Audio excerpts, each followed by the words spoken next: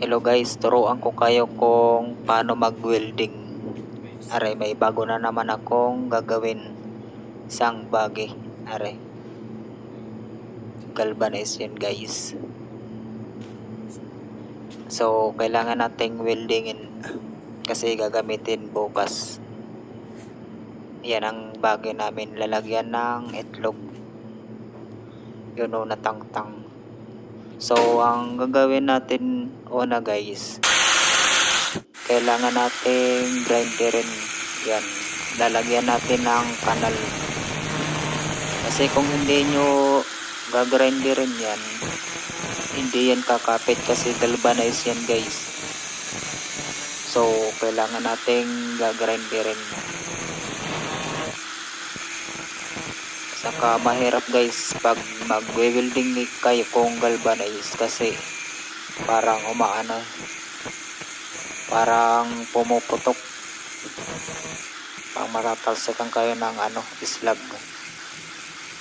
So gagawin natin, gagrenderin natin,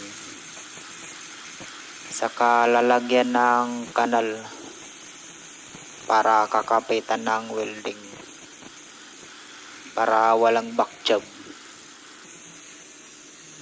Yun guys, nilalagyan ko ng kanal.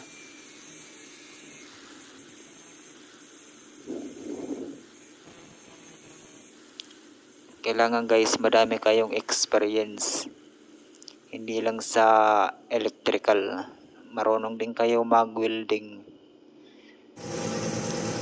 Yan guys, okay na guys. So gagawin natin, weldingin natin yan guys. Yan, ispat lang guys kasi manipis yan, hindi natin pwede yan diretso kasi mabubutas, lalo na malaki yung natin, welding rod.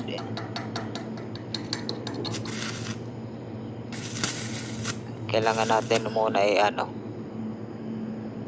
scratch kasi para diretso yung yan guys, ispat lang.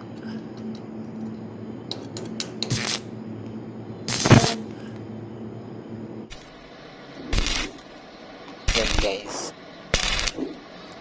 ispat lang guys yung pag-welding nyo para hindi mabubutas. Dapat pinapalamig nyo muna guys yung gayon. Yun,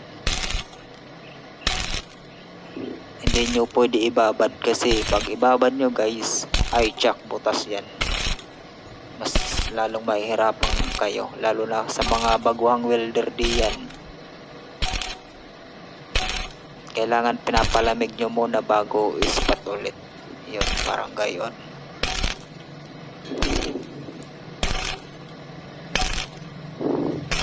Yun, diba guys, napakadali lang.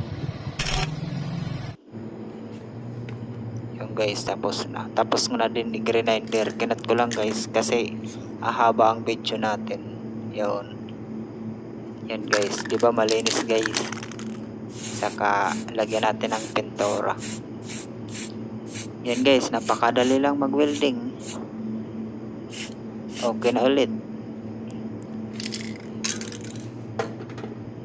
Yun, kasi gagamitin yun bukas. Yun guys, salamat sa panonood guys.